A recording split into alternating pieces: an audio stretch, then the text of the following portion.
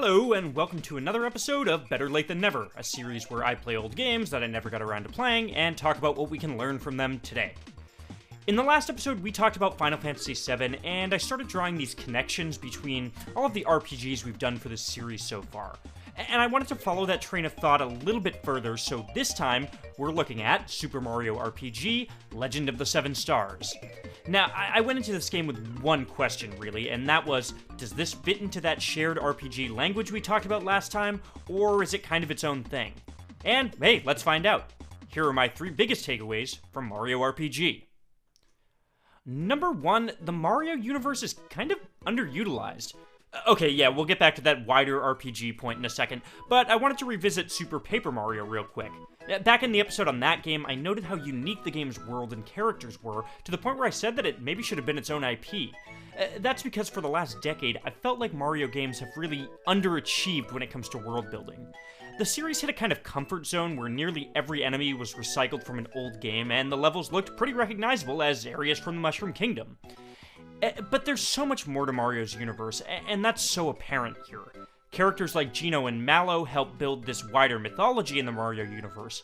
Plus, it's so refreshing to see a non-Koopa villain in Smithy, who helps build this sense that there are other conflicts in Mario's world outside of Bowser's serial princess napping. And this realization ended up slotting in really nicely with the release of Super Mario Odyssey, a game that specifically plays with the idea that there's so much more to Mario's world. And I'm not saying that the franchise needs a Star Wars-sized mythos, like we saw in Knights of the Old Republic, but Mario RPG sort of cemented this idea that Mario's adventures can be more narratively exciting with some fresh elements thrown in. Okay, now, as promised, let's widen the lens. Number two, Nintendo marches to its own beat. To answer the question I posed at the top, sure, Mario RPG shares a bit of language with other RPGs, but that's more due to Square's involvement with the game than anything. But for the most part, playing this reinforced the idea that Nintendo can almost be isolationist when it comes to game design. Games like Splatoon have shown us that Nintendo loves to ask questions that are like, what does Nintendo's online shooter look like? But often, their games use that genre framework and dress it with their own ideas, for better or worse. So in Mario RPG, Nintendo borrows that basic turn-based battle system, but tweaks it to add more active counters and attacks. Plus, they utilize the Super Nintendo's controller's face buttons, mapping a different command to each button. This works particularly well in Mario RPG, and really beats the complicated menuing in Final Fantasy VII. But here's the thing. Trace a line from Mario RPG to Mario & Luigi Paper Jam. Paper Jam directly borrows the same ideas from Mario RPG, and doesn't take any cues from games outside of that lineage. So you have the different commands on different face buttons tradition carried out here, but implemented in a really boring way where you basically have three identical characters mapped to different buttons. That's the sort of danger when you don't engage with your peers.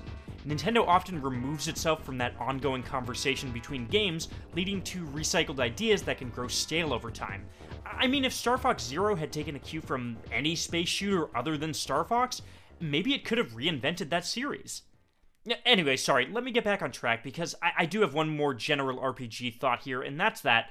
Number three, grinding poses a threat to old RPGs. And it's time for a major confession. This is the third RPG in a row I've done for the series that I haven't actually beaten.